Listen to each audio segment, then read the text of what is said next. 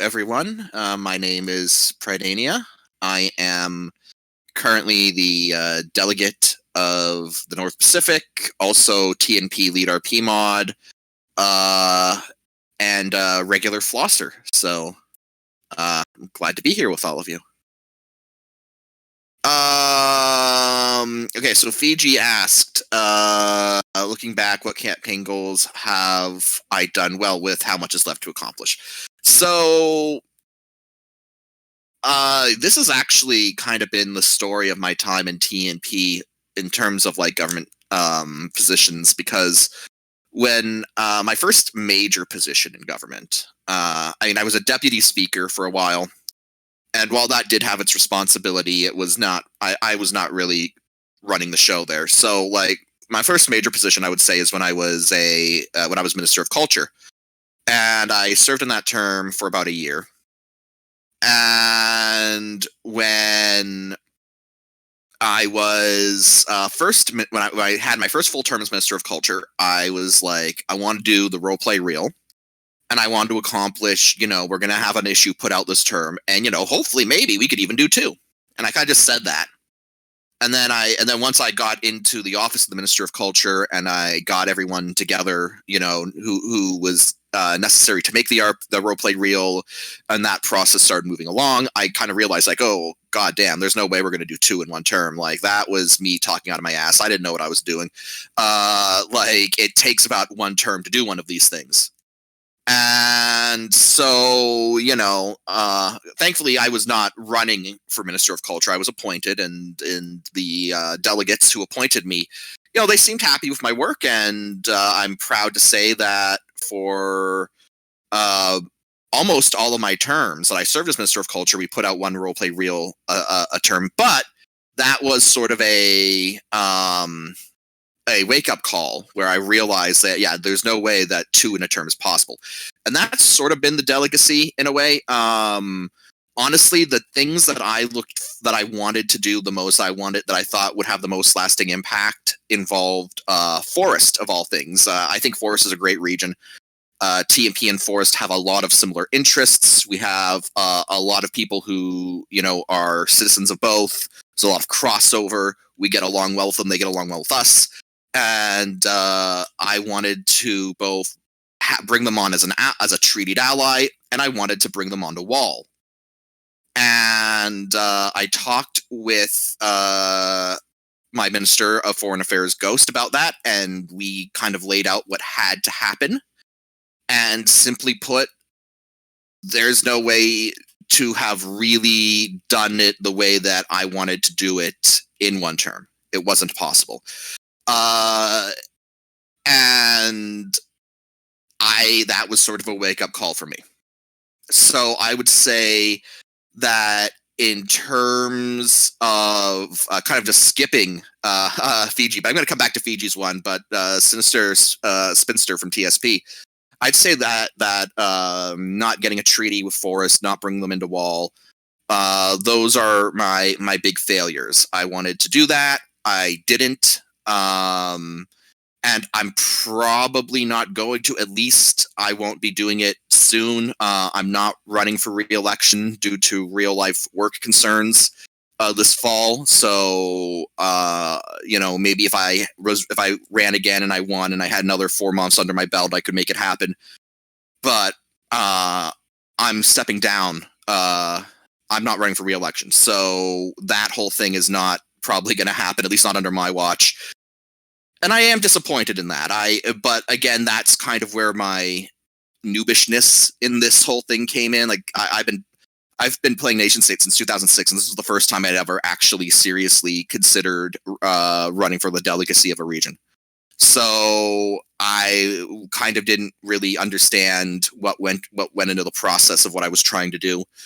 And I'm disappointed in that, but at the same time, I'm happy that I did try, because it gave me an education and a better appreciation of how these things work. Back to Fiji's question, what campaign goals have I done well with? How much is left to accomplish? Well, I think what's left to accomplish is, again, like the foreign affairs stuff. I think Forest, again, is a big thing. I really think TNP would benefit from an alliance with Forest and bringing them into Wall and expanding Wall in general. in terms of what I did well with, I'm very proud of our foreign affairs work in other areas.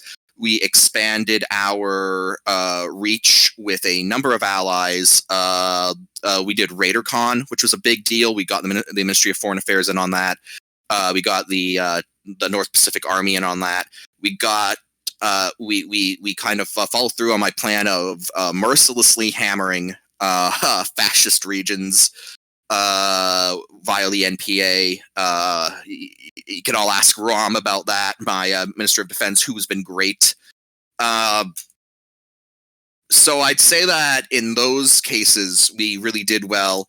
As well as a number of events. I think this event is a testament to our willingness and our success in reaching out to our longtime friends. We're also in the planning stages of a roleplay convention, 2020 roleplay convention of Greater Dianastad. We published the roleplay reel again as after taking a term off. So I would say that. Oh, and of course, another thing that I was very happy to see: regular publication of a lot of our publications, not just the roleplay reel. We got NBS shows going. We got a number of publications from the North Star going, the Northern Lights. So yeah, I think that all in all, I'm pretty happy with how it turned out. There were again failures, mostly due to me again not really understanding how long those goals took. But again, even those I thought had value because it was in education. How do I think various ministers have done this term? I mean, honestly, I'm really happy with everyone. The ministry. I'm going to start with the Ministry of World Assembly Affairs, because Ministry of World Assembly Affairs has been rocky. I came in with Cosmo as my top pick for Ministry of World Assembly Affairs. He and I kind of had a shared vision of how we wanted to run that ministry. Real life interfered in a really big way, and he had to step down just like days after being appointed. MCM, who I consider him like a mentor in nation states. MCM offered to step up in the ministry and did a very, very, very good job. Real life forced him to step away, and moreover has been the minister since then. And he has been doing a pretty good job as well. And I'd also say that's probably also another thing that I'm happy with. Our Ministry of World Affairs work. We've done very well in the World Assembly this term, I think. So no real complaints there on my end. Culture. I mean, Seer, you were one of my longest serving deputy ministers when I was Minister of Culture. And every single task I gave you when I was Minister of Culture, like, you were able to accomplish and either meet or exceed my expectations. So you were a real natural fit when I started thinking about who I would name as Minister of Culture in my administration. And I'm very happy to see that you have been, you've kept that track record going. You mentioned before this voice chat started about how you wanted a break after this week because it's been crazy, and it has been. And your work putting this whole thing together is just a small bit of what you've done as Minister of Culture over this term, and it's been just great working with you. So again, the thing is that I'm going to have really glowing reviews for everyone, because as far as being a delegate goes, I've learned that a lot of it is quite literal. It is delegating authority. And I think everyone who I entrusted has done a good job. Like, I haven't had to fire anyone for going AWOL or for not doing what I wanted, or for, just completely going off script. Dredton, I know Dredton and I had to talk a lot early on to kind of get on the same page as far as the NBS went. And, once the term actually started and we started getting stuff put together, he proved quite, efficient and good at everything that he was doing. Rom, a fantastic Minister of Defense. Nim, fantastic home affairs. Garundu, great. Garundu really stepped up. He got a lot of the public for comms. He got a lot of the publications out that I wanted to kind of restart. So I would say I've actually been very very lucky as a first term delegate. The first time I've ever actually done this, because I've had really good people to rely on.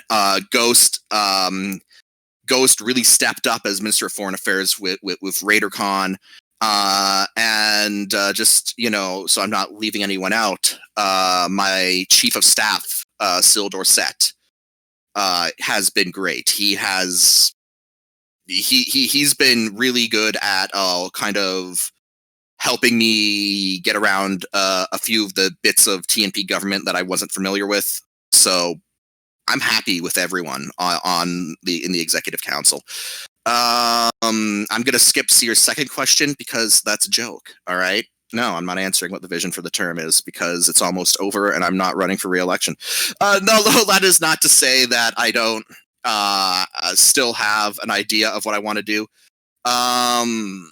Honestly, I think the next, just to play out the string, let's have fun. Let's do some community stuff. Let's get the game server really kicking. Let's just enjoy ourselves, man. All right. I don't mean like the joke is, I'm pretty much a lame duck delegate at this point. So let's kick back, play the Jimmy Buffett, and have a good time. What extent have staffing shortages held you back? How to improve recruitment and integration aside from just doing more lists? I mean, people like lists, Fiji. I don't know what the problem list is, but people. I mean, there's a reason all those YouTubers do top 10s, right? Staffing shortages. I mean, that's always the problem, and that's always been a problem as long as I've been in nation states. Not to say that's an excuse for any staffing failures that might have occurred under my tenure, because it's always been a problem. It's not an excuse. If it's always been a problem, then it has always been a problem that the person in charge should fix. And if I failed to accomplish that, then I failed to accomplish that. I will say that there has never been a bit where I have felt like people were understaffed. That it was never really a complaint among my team. The ministries all seemed to be working at a level where they were able to accomplish most of their goals. I think the big way to improve staffing is to really just have ministers who really get out there and promote their ministries, and who are kind of aggressive in pinging their ministers via Discord to be, their staffers via Discord to be, for example, Sears Culture. If he wants to get out there and start pinging everyone who's on culture staff and be like, hey, I need X, Y, and Z from you people, and here's how it's going to be done, then that is one way to sort of increase staff participation, as well as, say, Sear just going out there and promoting culture as something that people should do. The problem then is you deal with, potential alienation and burnout. People don't like pings broadly. So it's a kind of give and take, and it's just a matter of finding the right balance. So Dreadton asks, who are some up-and-comers in the region who have impact on the region in the future, who would like to see run in the next elections? So Cosmo is running in the next election, which I'm actually quite happy for. Cosmo and I have very different politics IRL, but I can say that the dude is smart. He's passionate. He knows what he's doing. And, I would have a much sadder, closed off social life if I only associated with people who shared my political opinions. So I don't have anything against him for those. And I think that, as far as nation states goes, he's a great future candidate. Dread10, you asked the question, but I'd also say you are someone who I think could play a big role. You have been an excellent Minister of Radio. You have been fantastic in sort of both doing what you could to sort of meet our vision for the term while also keeping things in a realistic scope, which I think is important. Garundu, I think, is someone who has a bright future. Garundu is another one of my ministers who I was like kind of really blown away by how much they put into the job, especially considering that Garundu really wasn't even necessarily all for the job that I gave him. Like, I offered him the job. I thought he'd do a good job. He wasn't super into the idea of comms, but he really dug himself into it and did a really good job with it. So I think Garundu has a bright future as well. Nim as well, I think it could do some really good stuff. I mean, I kind of feel like Seer is not really an up-and-comer anymore, but, you know. So yeah, I think we got a good crop of young people. Yeah, another one would be Robes, Robes Pierre, but again, yeah, I'm not sure if I consider him up-and-coming anymore. He's pretty much established. Same with other people like T-Loms, who I respect a great deal, but again, they've been here a while. So Fiji asks, you were a newcomer to the delegacy this term. What surprised you about the office? What have you found most difficult? So what surprised me is honestly that it wasn't the stress-inducing headache that I thought it would be. I was the highest position in any region I had held before running for delegate of TNP. I was the vice delegate of Taijutsu, which was a region that I helped found. And I served as the delegate to my good friend Sovereign Dixie for a term. And Taijutsu is a much smaller region. It's dead now, but even at its height, it was a much smaller region. So there was less work to be done. But even then, back then, maybe it was just because I was in university at the time, but the vice delegacy, that was a real headache. And so I was kind of bracing myself for that. I was kind of bracing for this thing to be like constantly having to be on the ball, constantly having to completely dedicate all of my time to this, like have it take over my free time, have it completely take over my life, which is why I ran. I am a teacher IRL, so one of the reasons why running in the summer was appealing is like, oh, if this does end up taking over my life, I have a lot of free time that I can dedicate to it. It didn't end up being that way at all. The delegacy was something that I could kind of run on my own terms. I think I ran it well on my own terms. It always got the priority in everything I did. If there was something I needed to do as delegate, but there was also something else in nation states, say RP related, that I would also demand my attention. The delegacy always got priority, full stop, no questions asked. But even with that caveat, it was still something that was not nearly as punishing as I thought it would be, which is something that I like to get out there, because a lot of people, especially a lot of newcomers who I mentioned, and other newcomers as well, who might see the delegacy as this really impossible thing, like, don't. It is not something that is going to take over your life and consume you. It is something that you can do. That if you're a smart person, if you're a smart person and you're dedicated and you're principled, it's something that you can succeed at, and it's not going to completely consume you like a Borg cube. What did I find most difficult? Honestly, the thing I found most difficult wasn't actually technically something that was an intrinsic part of the office of the delegacy. It was like the extra stuff.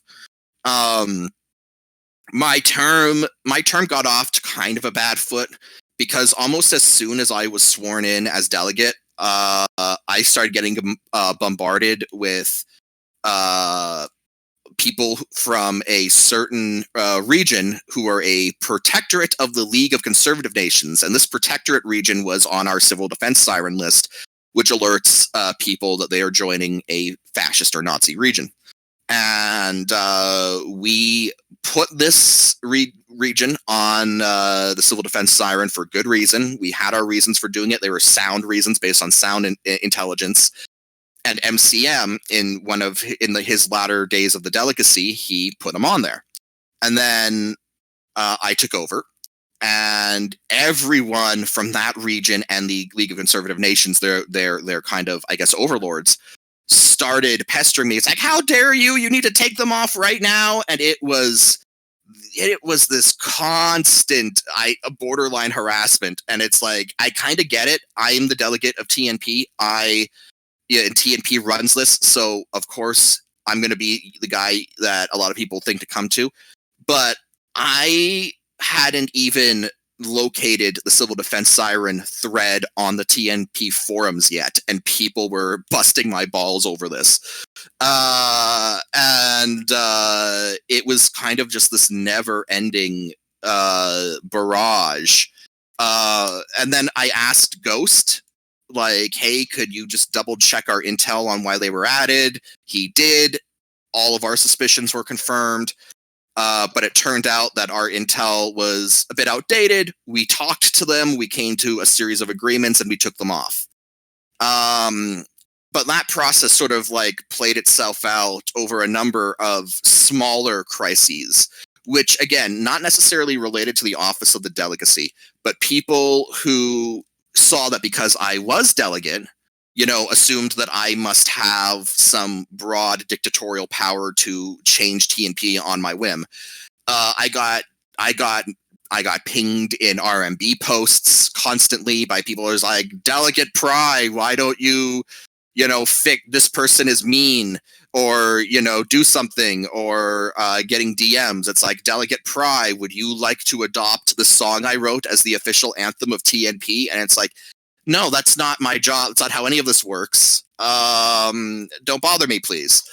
And, I was helpful. I pointed people, it's like, hey, if you want to do this, this is where you go. But still, it's like every time I would log on to nation states, it wasn't the delegacy itself. It was all the pings from people who didn't understand what the delegacy was and just thought I was go-to Papa TNP man and was there to solve everything. And it's like, no, I'm not here to solve your RMB disputes. Talk like adults, please. So I'd say that was probably the most, maybe not necessarily difficult part, but the most frustrating part. Fiji also asks that I haven't voted on the Government Office Achieving Transparency Act, GOAT Act. What are my thoughts on the bill? The reason I haven't voted is because I believe that the delegate should not vote. I'm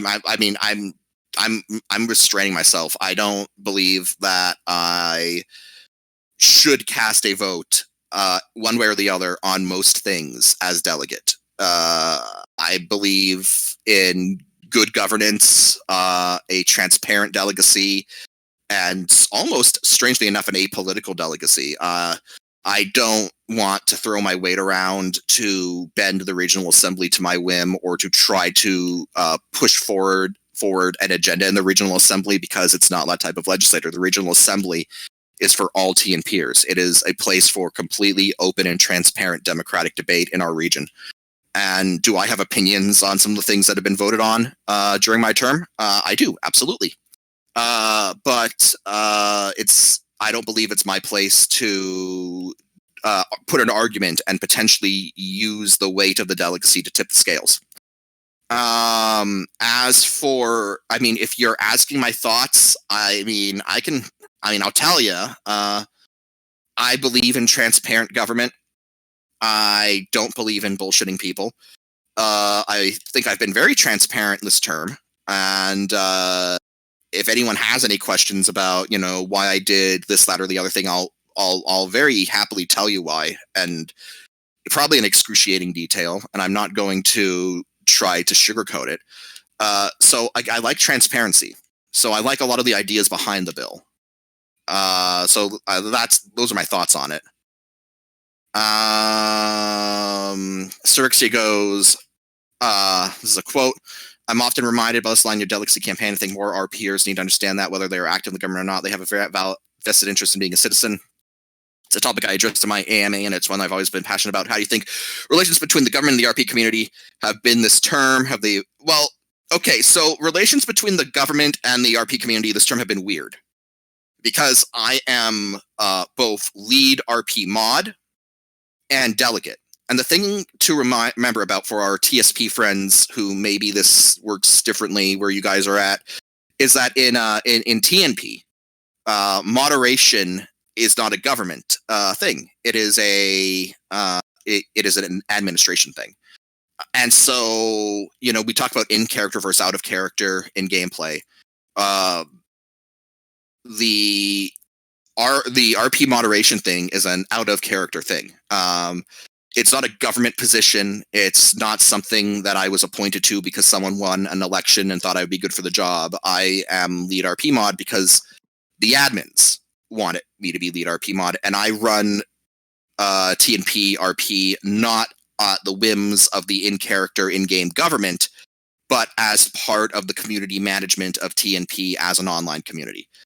And then the delegacy is a very different thing because the delegacy is the head of the in-game government. So relations between RP and government have been kind of interesting because I wear both hats and I switch both hats as the case may be.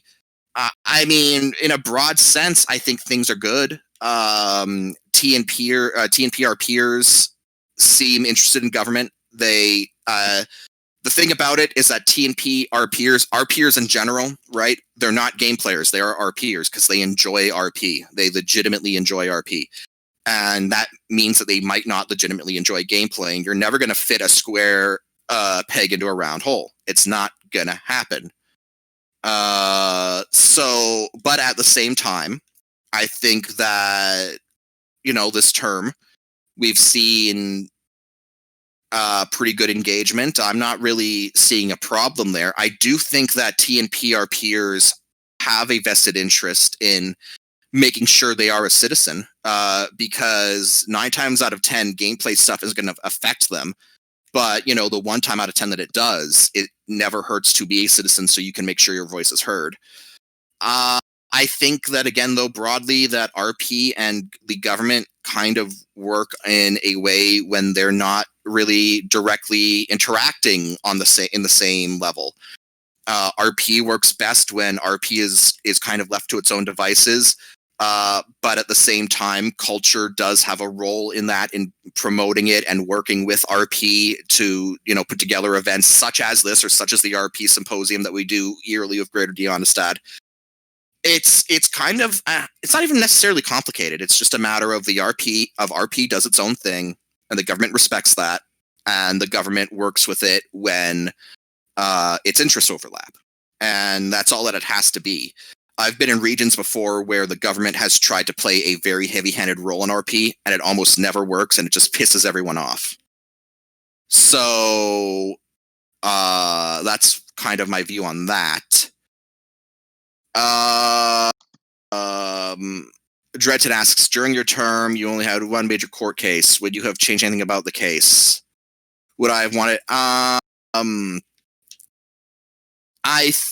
mean, honestly, the thing that I wanted most out of that case, and this was the teacher in me, is that I just wanted Pigeon Stan to admit that he had fucked up and that he had and that he could see that he had fucked up and take a level of responsibility for himself.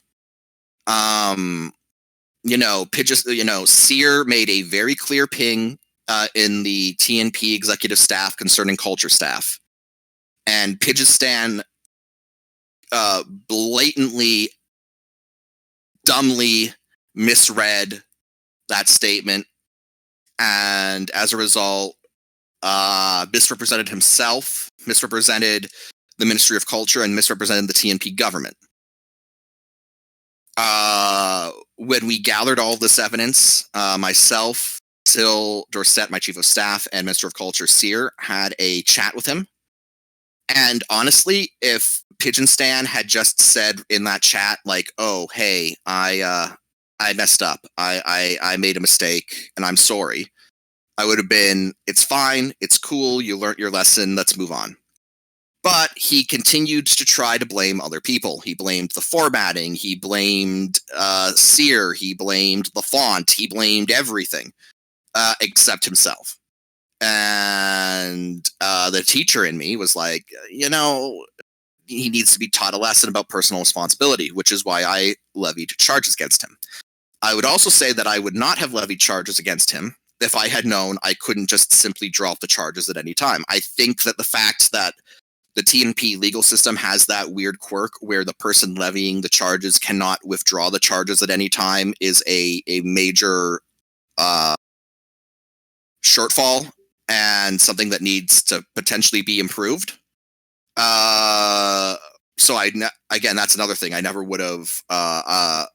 And it's such a weird thing that people don't know about because in the executive council, while we were talking about this, I asked my cabinet members, like, okay, so if I bring him up on these charges, but then he agrees to apologize, I can just drop him. And everyone, including some pretty long-time veteran members of the region who are on my cabinet, said, yeah, as far as I know, you can do that.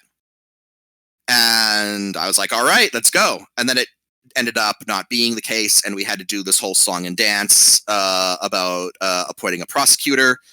And then, situations changed where it turned out, well, maybe we would pursue a case to get a light punishment so that we could say that he's been put in jeopardy and we wouldn't have someone else bring him up on the same charges down the line.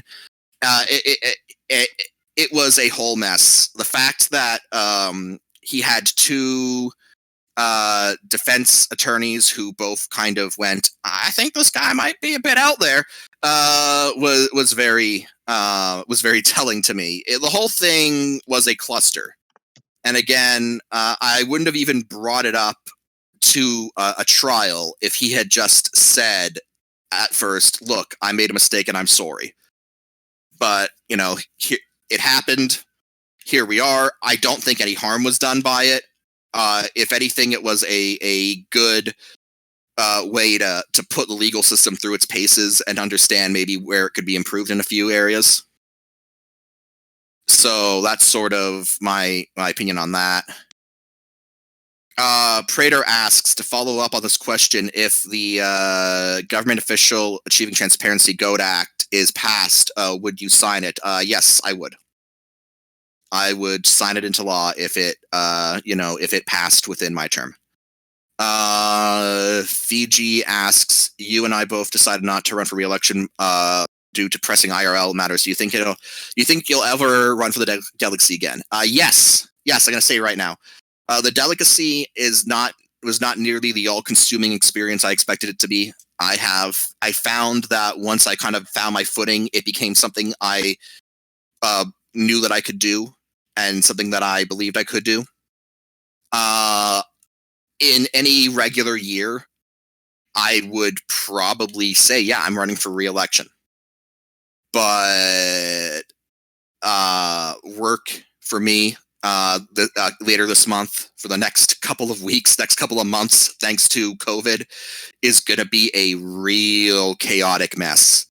And this is just not this fall is just not a good time for me to be focusing on a delegacy run or working on setting up another government if I were to win. So I'm not running this time for IRL reasons, but yes, I would like to run again in the future. Seer asks, for those here who don't know, can you give a brief description of our oldest RP world, Eris, and to give insight how TNP RP works, as well as what you find interesting, fun about it? So Eris is the forum-based RP world. We have a few side RP worlds on the forum, but Eris is the main one. And it is the oldest one in TNP as far as I'm aware. And it is where I spend most of my time when I am not acting as the delegate. I am RPing in Eris. So how does it work? So it's kind of a broad question. I would say that Eris, how Eris works and what I find interesting, fun about it, kind of can be combined into one answer. That is to say that it is very collaborative, and that's what's fun about it. RP and nation states can get really stressful and really boring when it is nothing but a competitive number wank fest, and Eris is very much not like that. In Eris, we don't use inflated nation state stats. We don't use, everything is cooperative. You can't declare war on someone without their permission. You can't nuke someone without their permission. Wars, it's heavily encouraged that if you go to war, you plan it out with the other person beforehand before RPing it out, so everyone's all on the same page and everyone agrees to the story. It's very story driven, and stories being told by multiple people are collaborative, or at least should be. And that's what I love about Eris. To give an example, and I'm going to throw out some terms that non-TNP RPers might be confused at, but I'm going to try to keep it straightforward. There are a few nations on Eris. One is called Andrin. The other is called Dutrieka. Recently, Andrin invaded Dutrieka as part of an RP. That event has, at least on my personal end, and I'm just talking about me, I'm not talking about any other RPers, I'm talking about me, spawned 2 separate RPs. Spawned multiple characters who I have worked on now and have fleshed their personalities out, who didn't exist before.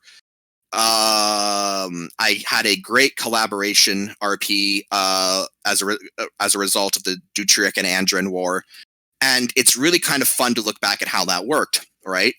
Because again, Dutrieka and Andrin decided we're gonna do a war RP. I got involved as a side player in that. And me getting involved in a side player in that spun off into an RP with another RPer, which then spun off into a solo RP that I'm doing. And it's really cool to see how that collaboration works, how stories lead into each other, and how when you actually want to work with the other RPer instead of compete with them, you can kind of see these connections between stories form and blossom, and that's what I find really fun. In addition to the world building in Eris is always really, really, really, really interesting and a great time, and I love doing it. So I'd say those are what's so fun about it. Sinister Spinister asks, do you believe that ministers should be elected by the people, that the TNP works better in your region? Do you believe your system can feel exclusionary? I believe that, I say right up front that I am not a universalist. I believe that different regions have different cultures, and what works in TNP might not work somewhere else, and what works in TSP might not work in somewhere else. Regional culture is a huge part of this game, and a big part of this game is finding where you fit and finding where you, finding a system that you feel works for you and your values and how you like to play the game. So I don't really believe in imposing any one way on anyone else. I would say that what I like about the TNP system is that it allows for a directed approach.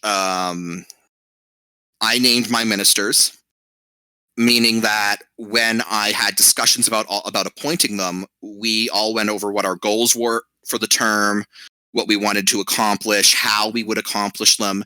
And as Dredton can tell, sometimes these conversations were extensive and we weren't always on the same page, and we kind of had to work on it to get there, but we all did eventually. And that meant that as the term went on, it was very easy to put things in motion. People were allowed, the ministers, were allowed to carry out their directives to the best of their abilities, and everything kind of functioned within the same unitary scope of how people wanted to do things. If ministers had been elected, for example, and I, had a minister of culture who wanted to do things very differently than what my vision for the ministry was, that could have created conflict. And I'm sure that, in that situation, I could have had a talk with them. We could have hashed something out. We could have figured a way forward. But personally, the way that I prefer to do things, I think the TNP system is best.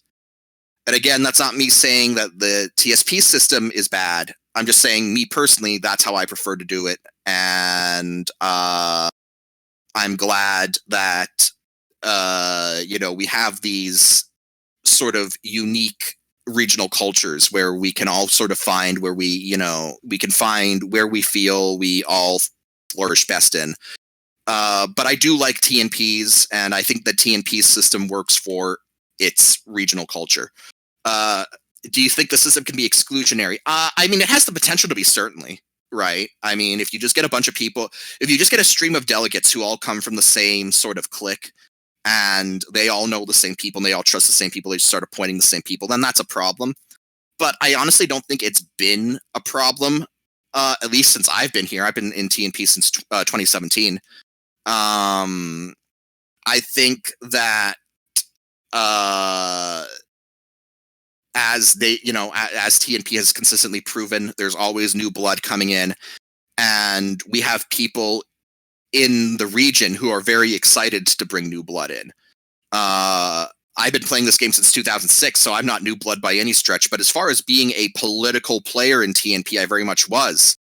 And there were people who were like, "Oh yeah, no, it's like you should run for delegate. It's good to get new faces in there." So I think that the system could be exclusionary, Spinister, but I think that the way that TNP works, as far as a community and the culture in that community goes, there is always this push for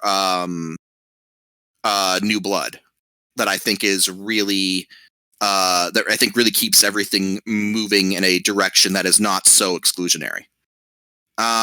Fiji asks, what do you think the most pressing issues of the region are next term? I think that it's going to be foreign affairs related, not necessarily foreign affairs related, more Wall World Assembly related. Wall is a very, very big beast. It is a many-headed beast. It operates almost through sheer inertia, and it's going to take a delegate with a very committed vision to what they believe TNP's WA goals should be to really make an impact within Wall. Prater asks, what are your thoughts on the logs from cabinets, which according to the court should be released, but several administrations that have not been? I understand that there's been a number of channels to go through. When do you think these logs will be released? Again, I'm big on transparency, so I believe that they should be. I think that people probably need to be patient because, as you mentioned, there are a lot of channels. The organization is not necessarily up to standard in the TNP Executive Council. I discovered that just as delegate and masking people so they had access to the right room, and rooms that people would be like my chief of staff, Sil, was like, Pry, I don't have access to like half of the ministries, which was just blew me away. But I believe they will be released, and again, I can't give you a timetable when, but it is something that will happen. Sister Spinister asks, how do you balance what you'd like to see happen in TNP and with what people may want, and to what extent you believe electoral mandates give the delegate the right to do what they think is best against what the people want at the moment? I think that depends on what aspect of the game you're talking about. I am going to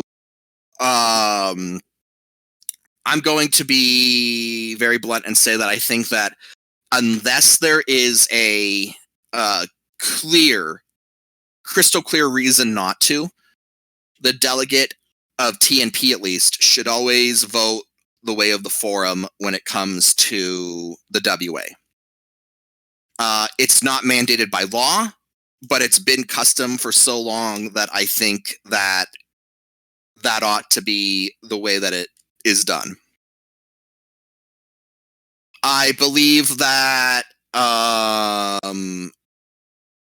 in other aspects, obviously the delegate has more leeway. I believe that in terms of foreign affairs, the delegate should pretty much have, should pretty much be the deciding force. If people wish to have a say when it comes to foreign affairs, I believe that the time for them to have that say is during the election, when candidates put forward their proposals for their vision for foreign affairs, as well as the military. The North Pacific Army goes along with that. I believe broadly that in the RA, that the delegate, as I said, I have not really spoken up much in the RA since being delegate, because I don't believe that the delegates should throw their weight around in the RA. But that being said, I believe that the delegate should have, and does have, the ability to veto things passed by the RA. In fact, soon after I was elected, the term, I forgot what it was exactly. It was like the midterm report, or the end of term report delegate bill that was passed, that was mandating that the delegate offer full reports. But the way that it was worded, it was very vague, and it could easily be exploited to demand reports instantly instead at the end of the term, which was the intent. And I did not particularly care for that. I thought that was too vague, and so I vetoed it, even though it passed the RA. And I think that is probably the major point, the most visible point, where I think the delegate needs to be able to feel like they do have a prerogative to override the democratic will. The Constitution of TNP gives the delegate the ability to veto bills passed by the RA. And delegate and people who are delegate need to understand that it's okay if they do that. That is part of our regional culture. That is part of our set of laws, part of our constitution.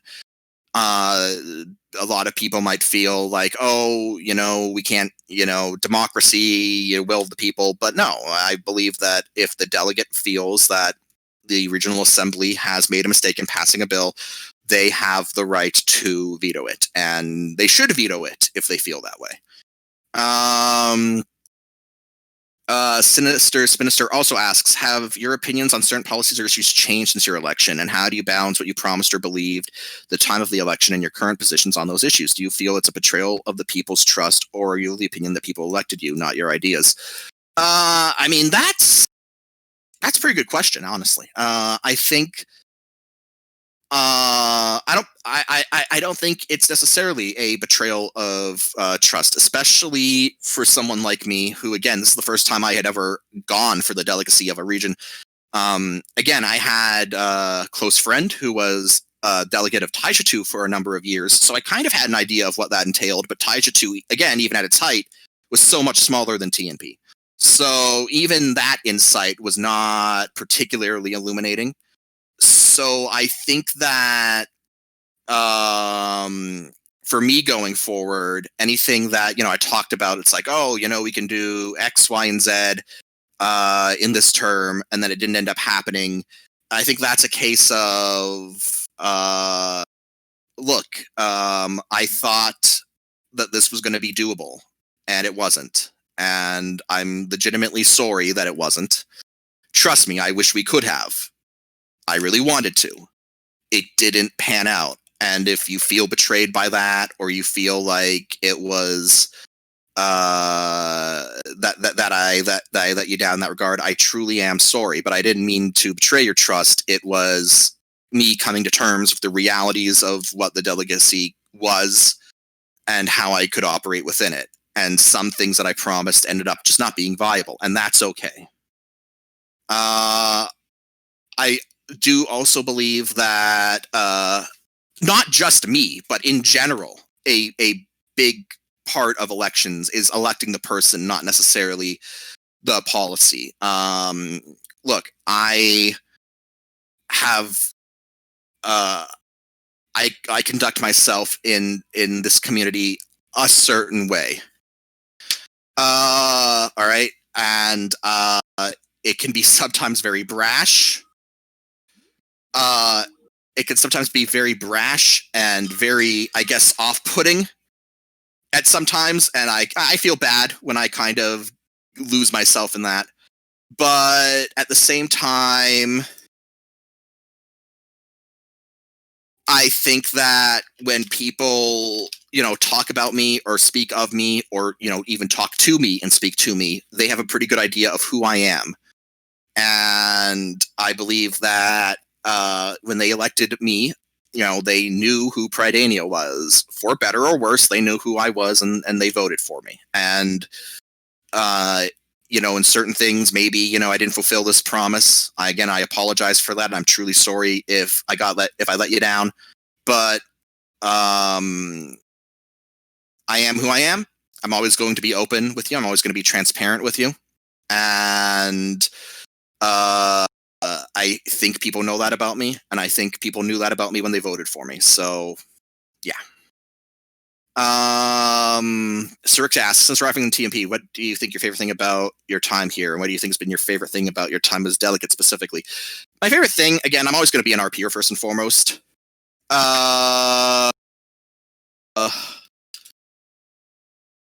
I'm always going to be an RPer first and foremost, so that's always going to be what my passion is. I like world building. I like writing character-driven stories. I like exploring fiction. I like everything about what good RP is. When I came to TNP, I specifically said I wasn't going to be involved in the government. I was only coming to RP, and we all saw how that worked out because I ended up being Minister of Culture for a year, and then I ended up being delegate for a term. So good job, Pry. That was a real hole-in-one on that idea. But I would say that RP is always going to be my main love, and it's always going to be what I keep coming back to this game for. What is my favorite thing about my time as delegate has been about delegate specifically, and I think honestly, fash bashing. I mean, fash bashing is always fun. Never get tired of that. I would also say getting to know a lot about the ministries. I keep mentioning this, but I was a noob to all of this when I entered office, and I said as much in my campaign. There are areas of the government that I am inexperienced in, and that I am going to rely on people who are experienced and dedicated in those fields to educate myself. And that education has been really fantastic. So I've had a lot of fun learning about how comms works, learning about how radio works, about how Home Affairs works, how the North Pacific Army works. And again, like, I had a few unremarkable stints in the Taija 2 Army way back in the day. And that's the extent of my military experience. So to work very closely with ROM and to see the NPA work up front, really up close and personal, has been a blast. So I think that definitely, as far as being a delegate, and it's kind of a very specific answer for me because this has been my first time at it. Obviously, if this were my third time as delegate, I'd have a very different answer. But for me right now, I really enjoyed the education that went into, how a region like this is run and operated. All right, so Praetor asks, you've been there throughout the Card Guild's existence first as minister and then now as delegate. What are your thoughts on how it's changed over time? You think it might go from your perspective? I mean, the Card Guild, I think, is one of the great TNP success stories in no small part thanks to you, Praetor. Ren and yourself both, it was kind of your collective baby. And I think you guys both did a good job getting it off the ground. In terms of how it's expanded, I think it would be really disingenuous to say that it was always going to be a runaway success, because I think that's an easy out that people could throw at it. People like cards, that's true. But and people really loved the cards when Max Berry introduced them to, as a introduced them as a limited time thing. So much so that when that limited time thing was over, they demanded them back, and we got them back. So yeah, people were always going to like cards, but it's taken a lot of dedication on your part, Praetor, to see it grow, to see it not just be part of the Ministry of Culture. I'd almost say it's a sub-ministry in and of itself, and I think that is where the next delegate is going to have some serious questions. I would have considered it, but honestly, again, this being my first time in the delicacy, I was kind of overwhelmed by everything that was happening at first, and I just wanted to get all of my ministries up off the ground and running. I think that the next delegate, whoever the next delegate is, needs to consider spinning cards off from culture as its own completely dedicated ministry. The guild master, replaced with a dedicated cabinet minister. And again, that's something that I would have, if this were my second or third term as delegate, I probably would have done that. But, I was still very deer in the headlights at some point and just wanted to make sure that I got everything working. And the idea, the fact that I could actually create new ministries was sort of lost on me. But the next delegate definitely needs to consider it. And you know what? If they don't do it, the delegate after that needs to consider it. And I will say this: I've said I'm going to run for the delegacy again. I don't know when, but I probably will at some point. And if the Card Guild is still not its own ministry by the time I am elected delegate again, if I'm elected delegate again, I'm going to make it its own ministry. I think it definitely needs to be. And so that's kind of where I see it going, because goddamn, you're right, Praetor. I've been there first as Minister of Culture. I was on the first conference call that, where this stuff was put together. And damn it, you've taken that ball and you've run with it. It has grown exponentially to the point where, I think that if you got someone in mind who can take it over once, at a certain point, whenever you no longer want to do it, because you've been doing it for a long time, and, people get bored, and I understand that.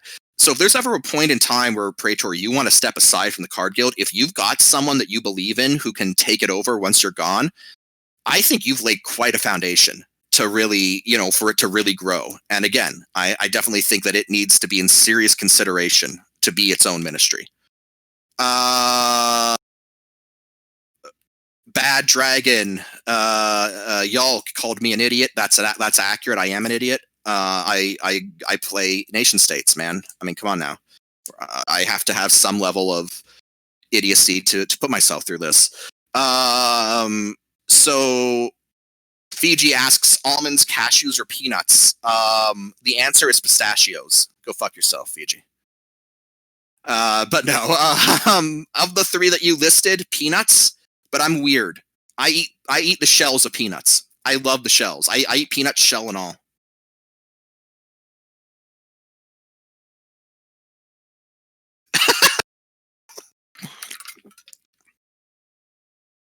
I mean, I'll take almonds over cashews.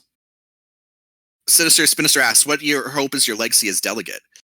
Lasting memories that you hope to outlive your time here. I'm a boring person. I'm going to put that right out front. I am the gay guy who goes to Pride in jeans and a button-down t-shirt. All right? No, literally, I've done that.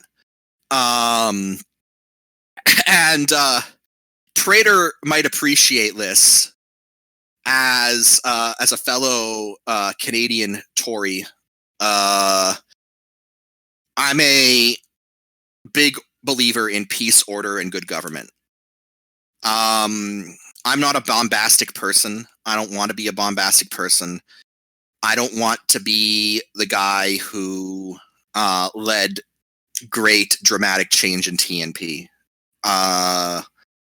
My legacy in TNP, I hope, is that when people look back on my time as delegate, if it's just this term or if it's this and other terms down the road, whatever that might be, I want people to look back and go, you know what? When Pry was delegate, things ran smoothly. Everything got done. All of the T's were crossed and the I's were dotted, and the region hummed along, and we all had a good time. Lasting memories, initiatives you hope outlive time here. RaiderCon, definitely. A drop in the ocean, definitely. Also, I would say just the experience of assembling a cabinet. I have been involved in, political hobbies for a while now. I was student council president at one point in high school. But I've never actually been in a position where I had to assemble a team that was going to work under me. And this is the first time that I've ever actually had to do that. I guess in RP moderation, I kind of had to do that when I name my mods. But that's not a government thing. Again, that's an administration thing. That's not gameplay government. But but being delegate and assembling, and it was hard. There were really good people who I would have loved to have had on as ministers who I just couldn't, because I had other really good people.